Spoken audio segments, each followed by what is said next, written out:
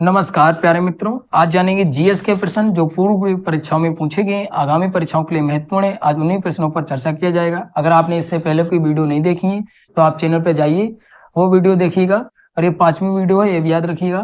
प्रश्न दिया है, निम्नलिखित जनजातियों, कलाओं और उनके संबंधित राज्यों पर विचार कीजिए। यहाँ पे कलाएं और राज्य दिए हैं। यहाँ पे पहला जो दिया है पिथौरा कला जो है वो गुजरात दिया है। गोंड जो चित्रकला है वो मध्य प्रदेश दिया है। सोरा पेंटिंग उड़ीसा। मैसूरी सिल्क साड़ियां मध्य प्रदेश। ढोकरा आभूषण पश्चिम बंगाल। तो यहाँ पे सही जोड़े मिलाने हैं, तो देख लेते हैं कौन सा उत्तर सही होगा इसका जो राइट आंसर होगा वो आंसर नंबर डी सही होगा। ये पांचों जो हैं वो सही सुमेलित हैं।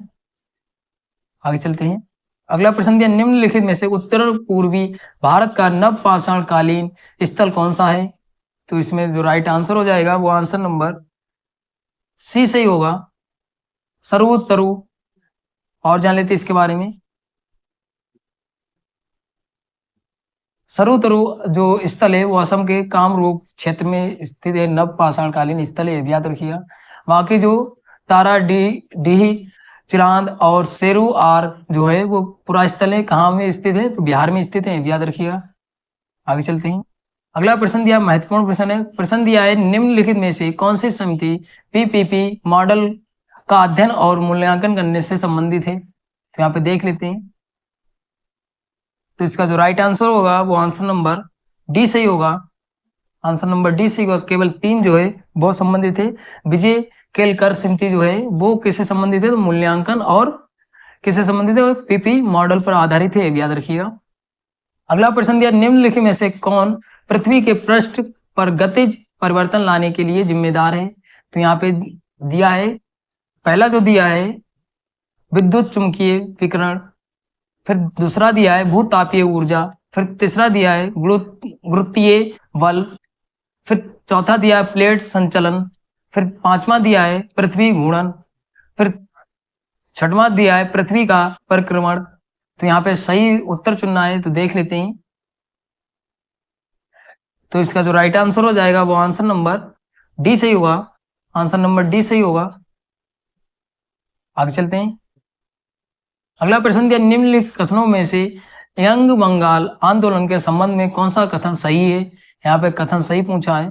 तो पहला जो दिया है कथन, मूर्ति पूजा और जातिवाद के विरुद्ध वैसे आयोजित की, महिलाओं के अधिकारों उनकी शिक्षा की वकालत की।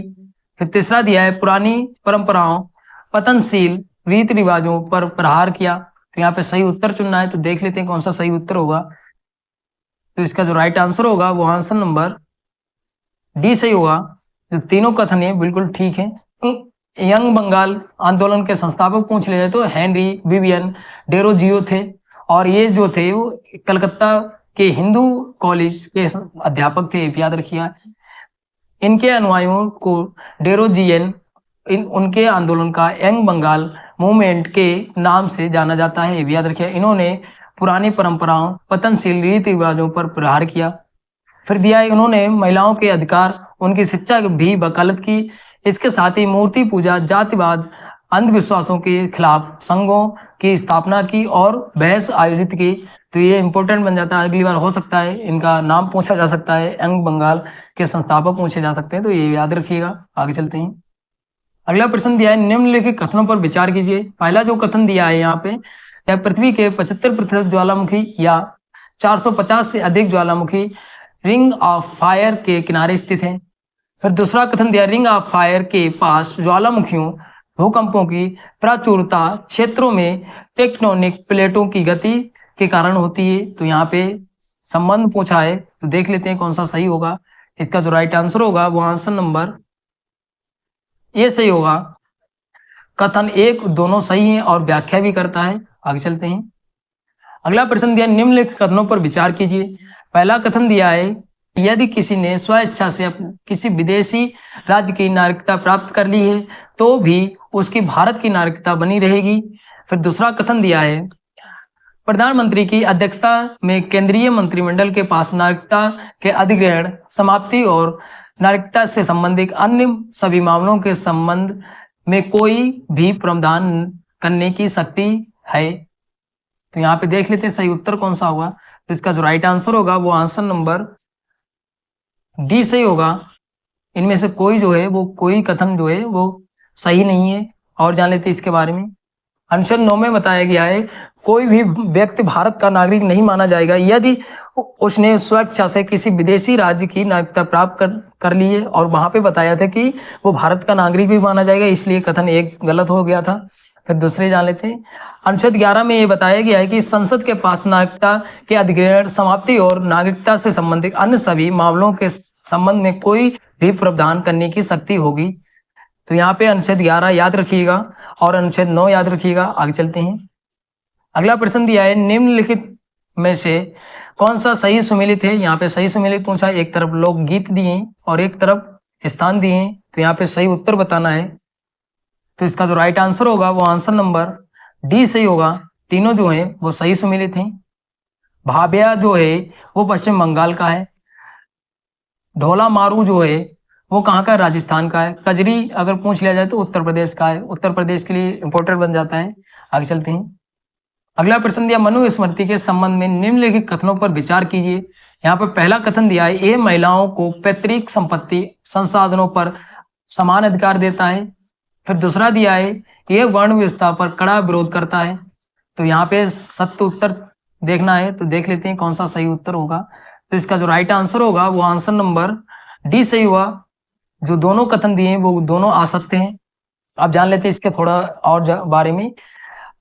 यहाँ पे बताया गया कि जो महिलाएं हैं वो पैतृक संपत्ति में समान अधिकार, ये बिल्कुल बात ठीक है। लेकिन जितने भी एक जो पिता होता है उसके जितने भी पुत्र होते हैं, पुत्र हो या पुत्री हो, उसको समान अधिकार होता है संपत्ति में। इसलिए यहाँ पे केवल महिला दिया था, यहाँ पे अगर संतान दिया होता तो बिल्कुल जो कथन एक था वो सही होता। और यहाँ पे जो है जो मनुस्मृति में बताया गया है 4 वर्ण बताए गए और यहाँ पे बताया है कि कड़ा विरोध करता है, बल्कि मनुस्मृति में ही वर्ण व्यवस्था का प्रावधान है, ये भी याद रखिए। और मनुस्मृति जो है वो कानूनी एक ग्रंथ है, ये भी याद रखिए। अगर पूछ लिया जाए मनुस्मृति किसने लिखी तो मनु महाराज ने लिखी, ये भी याद रखिएगा। और मनुस्मृति में 4 वर्ण बताए गए हैं, ब्राह्मण, क्षत्रिय, वैश्य और शूद्र, 4 वर्ण बताए गए हैं। वर्णों के हिसाब से ही इसका कानून का जो कानून उसमें निर्णय लिया जाता था, वर्णों के हिसाब से ही निर्णय लिया जाता था, ये भी याद रखिएगा। आगे चलते हैं।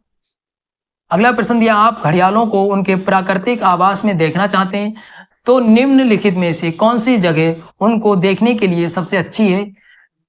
तो इसका जो राइट आंसर होगा वो आंसर नंबर ए से हुआ, चम्बल नदी। और जान लेते इसके बारे में। घड़ियाल जो है वो साफ पानी के मगरमच्छ प्राकृतिक रूप से राष्ट्रीय चंबल घड़ियाल वन्य जीव अभ्यारण्य में पाए जाते हैं, ये भी याद रखिए। कहाँ पाए जाते हैं ये महत्वपूर्ण बन जाता है। फिर राष्ट्रीय चंबल अभ्यारण्य उत्तर प्रदेश, मध्य प्रदेश, राजस्थान के त्रिकोणीय जंक्शन पर स्थित है। एक कहाँ स्थित है और कौन से त्रिकोणीय पे स्थित है, कौन से राज्य हैं, तो ये इंपॉर्टेंट बन जाता है, ये याद रखिएगा। यूपीपीसीएस के लिए सबसे इंपॉर्टेंट है। आगे चलते हैं। अगला प्रश्न दिया है चोल शिलालेखों में वर्णित भूमि की श्रेणियों को संदर्भ में निम्नलिखित में से कौन से कथन सही सुमेलित हैं। यहाँ पे कथन दिए हैं।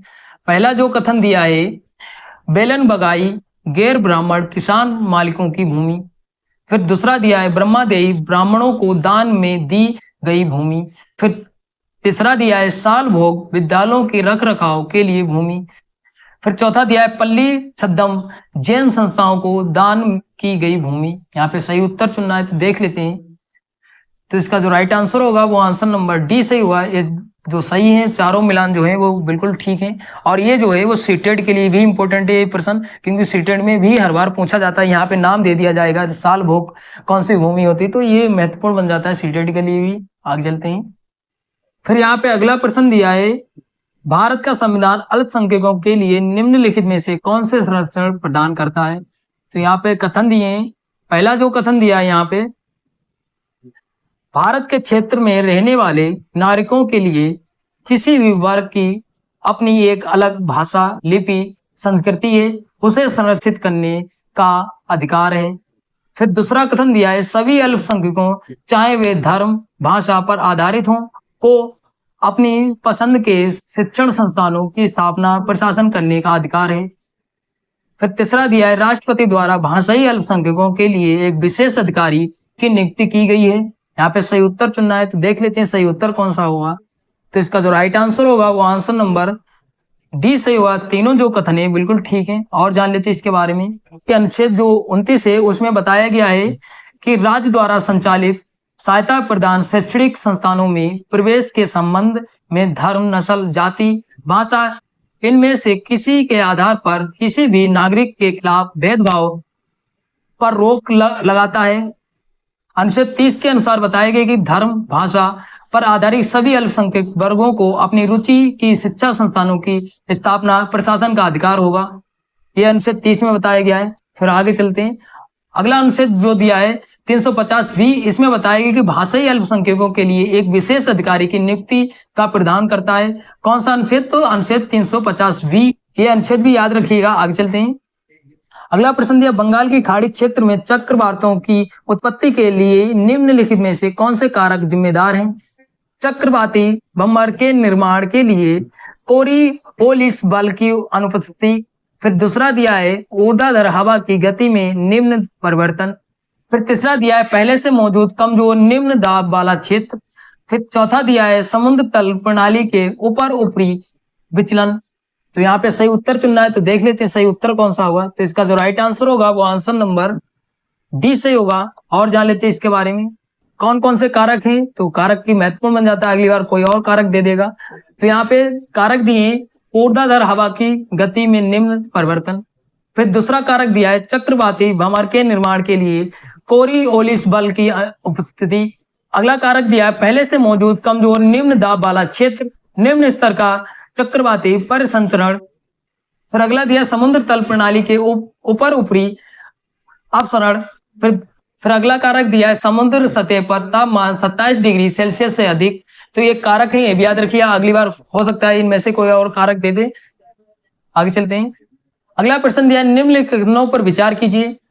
पहला जो कथन दिया है यहाँ पे, उपकर सरकार के लिए राजस्व का एक स्थायी स्रोत नहीं है और जब निर्धारित उद्देश्य पूरा हो जाता है तो इसे समाप्त कर दिया जाता है।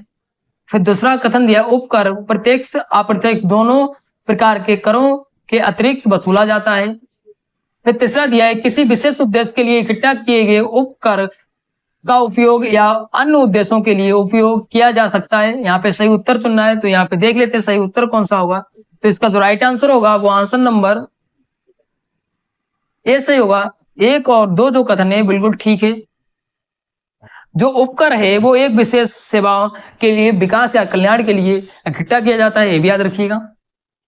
अगला प्रश्न दिया है निम्नलिखित कथनों में से कौन सा कथन सही है। यहाँ पे सही कथन बताना है। पहला जो कथन दिया है क्षोभ मंडल की मोटाई भूमध्य रेखा पर सबसे अधिक होती है। फिर दूसरा कथन दिया है पृथ्वी से प्रेषित रेडियो तरंगे आयन मंडल द्वारा वापस पृथ्वी पर परावर्तित हो जाती हैं। फिर तीसरा दिया है समताप मंडल में ओजोन परत होती है। यहाँ पे सही उत्तर चुनना है। तो देख लेते सही उत्तर कौन सा होगा। तो इसका जो राइट आंसर होगा वो आंसर नंबर डी सही होगा। आंसर नंबर डी सही होगा। ये तीनों जो कथन है बिल्कुल ठीक है। और जान लेते इसके बारे में। क्षोभ मंडल वायुमंडल की सबसे निचली परत है, ये भी याद रखिएगा। क्षोभ मंडल की मोटाई भूमध्य रेखा पर सबसे अधिक होती है क्योंकि तीव्र संवहन धाराओं द्वारा ऊष्मा को बड़ी ऊंचाई तक पहुंचाया जाता है। फिर आगे दिया है समताप मंडल क्षोभ मंडल के ऊपर 50 किलोमीटर की ऊंचाई तक फैला है, इसमें ओजोन परत होती है। फिर आयन मंडल के बारे में जान लेते हैं। आयन मंडल दिया है आयन मंडल मध्य सीमा से 80 से 400 किलोमीटर ऊपर स्थित है। पृथ्वी से प्रेषित रेडियो तरंगे इस परत द्वारा वापस पृथ्वी पर परावर्तित हो जाती हैं। तो ये आयन मंडल, क्षोभ मंडल और समताप मंडल के बारे में जानकारी हो गई। आगे चलते हैं। अगला प्रश्न दिया निम्नलिखित कथनों में से कौन सा कथन सही है। यहाँ पे कथन सही पूछे। पहला कथन दिया है यहाँ पे भारत में आर्द्र भूमियों को पर्यावरण संरक्षण अधिनियम 1886 के तहत विनियमित किया जाता है। फिर दूसरा दिया है रामसर कन्वेंशन के तहत सूचीबद्ध भारत में वर्तमान मार्च 2024 में आर्द्र भूमियों की संख्या 70 है। फिर तीसरा दिया है रामसर सूची का उद्देश्य आर्द्र भूमियों का एक अंतरराष्ट्रीय नेटवर्क विकसित करना बनाए रखना है जो वैश्विक जैविक विविधता के संरक्षण के लिए महत्वपूर्ण है। यहाँ पे सही उत्तर चुनना है। तो देख लेते हैं सही उत्तर कौन सा होगा। तो इसका जो राइट आंसर होगा वो आंसर नंबर सी सही होगा। 2 और 3 जो कथन है बिल्कुल ठीक है। जो रामसर साइट्स हैं अब वर्तमान में जो हो गई हैं वो 80 साइट्स हो गई हैं।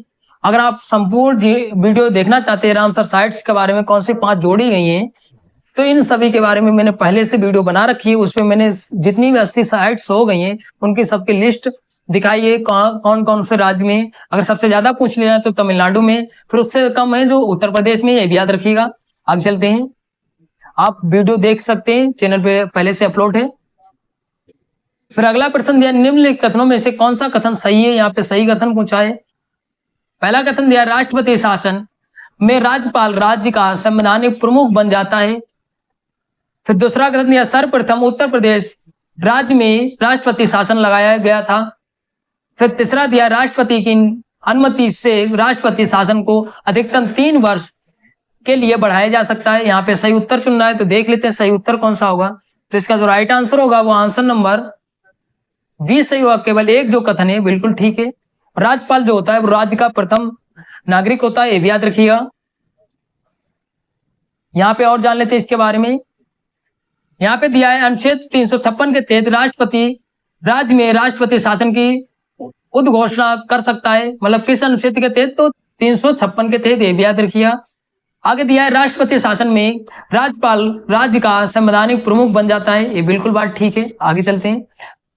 फिर आगे दिया, राष्ट्रपति शासन शुरुआत में 6 महीने के लिए वैध होता है। इसको हर 6 महीने में संसद की मंजूरी से अधिकतम 3 वर्ष के लिए बढ़ाया जा सकता है। सर्वप्रथम पंजाब राज्य में राष्ट्रपति शासन लगाया गया था, ये याद रखिएगा। सबसे पहले कहाँ राष्ट्रपति शासन लगाया गया था।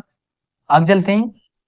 अगला प्रश्न दिया, निम्नलिखित कथनों में से कौन सा कथन सही है। यहाँ पे पहला कथन दिया है, AU KUS गठबंधन में मात्र 3 देश ऑस्ट्रेलिया, यूनाइटेड किंगडम, संयुक्त अरब अमीरात शामिल हैं। फिर दूसरा दिया है, भारत इस समूह का विशेष अतिथि सदस्य। फिर तीसरा दिया है, इसका गठन वर्ष 2021 में हिंद प्रशांत क्षेत्र में चीन के प्रभाव का मुकाबला करने के लिए किया गया था। तो यहाँ पे सही उत्तर चुनना है, तो देख लेते हैं सही उत्तर कौन सा होगा। तो इसका जो राइट आंसर हो जाएगा वो आंसर नंबर डी सही होगा। 3 जो कथन है बिल्कुल ठीक है। यहाँ पे और दिया है, इसके बारे में जान लेते हैं। AU KUS गठबंधन जो है वो ऑस्ट्रेलिया, यूनाइटेड किंगडम, संयुक्त राज्य अमेरिका शामिल है इसमें, ये भी याद रखिएगा, ना कि संयुक्त अरब अमीरात। वहां पे कथन में संयुक्त अरब अमीरात दिया था, इसलिए कथन गलत था। इसका उद्देश्य बेहतर सहयोग के माध्यम से सुरक्षा रक्षा हितों को मजबूत करना है। और इसका गठन जो हुआ था वो 15 सितंबर 2021 में हिंद प्रशांत क्षेत्र में चीन के प्रभाव का मुकाबला करने के लिए किया गया था। भारत जो है इस समूह का सदस्य नहीं है, ये भी याद रखिएगा, ना तो अतिथि के रूप में और ना ही सदस्य, ये भी याद रखिएगा। आगे चलते हैं। अगला प्रश्न दिया, निम्नलिखित कथनों पर विचार करें। पहला कथन दिया है, विश्व व्यापार संगठन में 164 सदस्य हैं। फिर दूसरा दिया है, WTO राष्ट्रों के बीच व्यापार के नियमों से निपटने वाला एकमात्र वैश्विक अंतरराष्ट्रीय संगठन है। फिर दिया है तीसरा, WTO अंतरराष्ट्रीय स्तर पर व्यापार करने की लागत में कटौती कर सकता है। यहाँ पे सही उत्तर चुनना है, तो देख लेते हैं सही उत्तर कौन सा होगा। तो इसका सही उत्तर जो होगा वो डी वाला होगा। तीनों जो कथन है बिल्कुल ठीक है। आगे जानते हैं।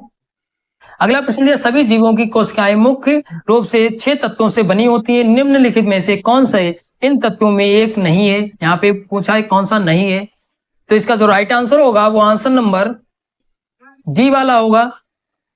आंसर नंबर डी होगा। आगे चलते हैं। अगला प्रश्न दिया, निम्नलिखित में से किससे जैव इथेनॉल को जैव शोधन की प्रक्रिया के माध्यम से प्राप्त किया जा सकता है। तो यहाँ पे दिया है चावल का भूसा। फिर दूसरा दिया है समुद्री खरपतवार। फिर तीसरा दिया है भुट्टा। फिर चौथा दिया है नारियल पानी। फिर 5वां दिया है जलकुंभी। यहाँ पे सही उत्तर चुनना है, तो देख लेते हैं सही उत्तर कौन सा होगा। तो इसका जो राइट आंसर होगा वो आंसर नंबर ए सही होगा। आंसर नंबर ए सही होगा। जो 5 हैं इससे प्राप्त किया जा सकता है जैव इथेनॉल, ये भी याद रखिएगा। तो इतने जीएस के प्रश्न थे। आशा करते हैं आपको वीडियो अच्छी लगी होगी। अच्छी लगी तो लाइक शेयर कमेंट करिए। और ये जो है सामान्य अध्ययन की सीरीज चल रही है, 5 वीडियो हो चुकी हैं। अगली वीडियो आपको अगले दिन मिलेगी, ये भी याद रखिएगा। अगर वीडियो आपको लगे परीक्षा के लिए महत्वपूर्ण है तो आप शेयर जरूर करिएगा। धन्यवाद।